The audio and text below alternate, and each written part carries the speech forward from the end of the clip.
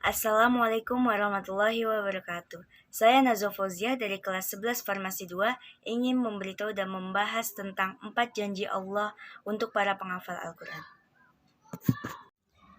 Janji Allah yang pertama adalah mensejajarkan mereka dengan para nabi. Hanya saja para penghafal Al-Quran tidak mendapat titipan wahyu dari Allah Subhanahu wa Ta'ala. Hal tersebut sesuai dengan hadis Nabi Muhammad SAW yang artinya, barang siapa yang membaca atau menghafal Al-Quran, maka sungguh dirinya telah menyamai derajat kenabian. Hanya saja tidak ada wahyu baginya. Tidak pantas bagi penghafal Al-Quran bersama siapa saja yang ia dapati, dan tidak melakukan kebodohan terhadap orang yang melakukan kebodohan. Selektif dalam bergaul, sementara dalam dirinya terdapat firman Allah, hadis riwayat Hakim. Pada zaman Rasulullah SAW, tidak jarang para penghafal Al-Quran ini diutamakan kedudukannya oleh beliau. Salah satunya adalah memimpin delegasi. Mekanismenya adalah Rasulullah SAW akan menguji dan bertanya seputar hafalan. Selanjutnya, Rasulullah akan memilih calon pegawai dengan berdasarkan pada banyak hafalan yang mereka miliki. Janji Allah yang kedua adalah para penghafal Al-Quran telah dianggap sebagai keluarga Allah yang ada di bumi. Kaum muslim yang telah menghafal Al-Quran tentu saja telah diberikan anugerah berupa ilmu, bahkan karena hal tersebut para penghafal Al-Quran dianggap sebagai keluarga Allah di bumi. Hal ini sesuai dengan hadis Rasulullah SAW. Sesungguhnya Allah itu memiliki keluarga yang terdiri daripada manusia.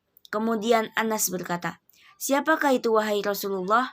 Baginda menjawab, yaitu ahli Quran, orang yang membaca atau menghafal Al-Quran dan mengamalkannya.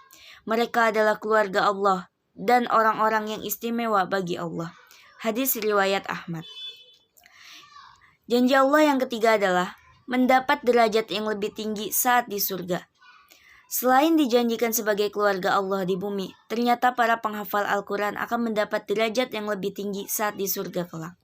Betapa banyaknya manfaat Al-Quran bagi mereka yang menghafalnya.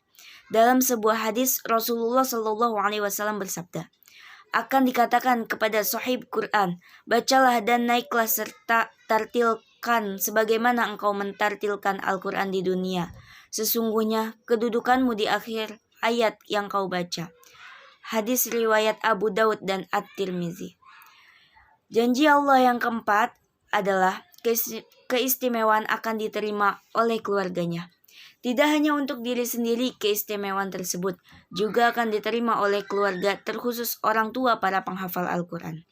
Dalam sebuah hadis disebutkan bahwa dari Buraidah Al-Asrami radhiyallahu anhu, ia berkata bahwa ia mendengar Rasulullah SAW bersabda, siapa yang membaca Al-Quran, mempelajarinya, dan mengamalkannya, maka dipakaikan mahkota dari cahaya pada hari kiamat. Masya Allah. Cahayanya seperti cahaya matahari. Kedua orang tuanya dipakaikan 2 jubah kemuliaan yang tidak pernah didapatkan di dunia.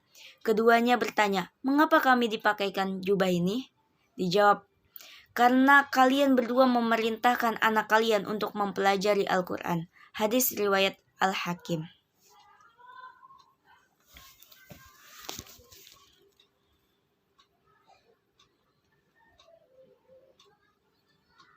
Sekian pembahasan dari saya, semoga bermanfaat untuk kita semua. Wassalamualaikum warahmatullahi wabarakatuh.